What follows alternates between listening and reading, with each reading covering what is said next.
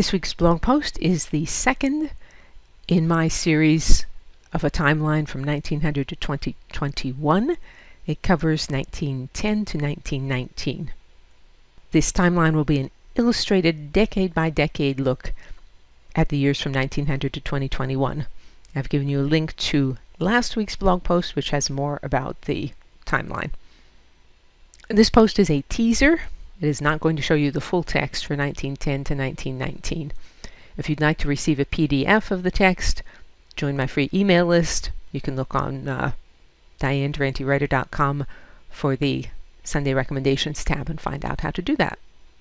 Among the events of this decade, 1914 to 1918, World War I, with casualties worldwide of some 17 million.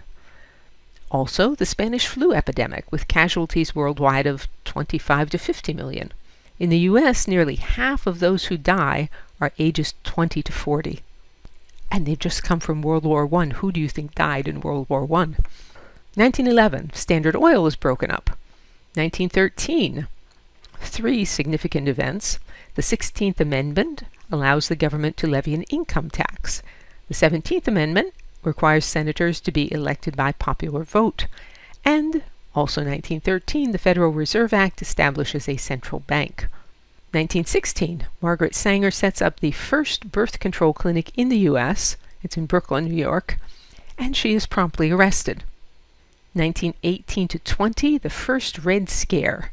The fear of communism spreads following the Russian Revolution. There's a cartoon down here showing Bolshevism pulling civilization down into chaos, away from solid ground. The background is the war wreck, and Bolshevism is saying, let's go to the bottom first. Best-selling books include Eleanor H. Porter's Pollyanna, 1913, and Vicente Blasco Ibanez's Four Horsemen of the Apocalypse, 1916, which is set in World War I. Also in this decade, movie production shifts to Hollywood. Cass Gilbert finishes the 60-story Woolworth building in 1912, which is the tallest skyscraper ever built and remains the tallest until 1930.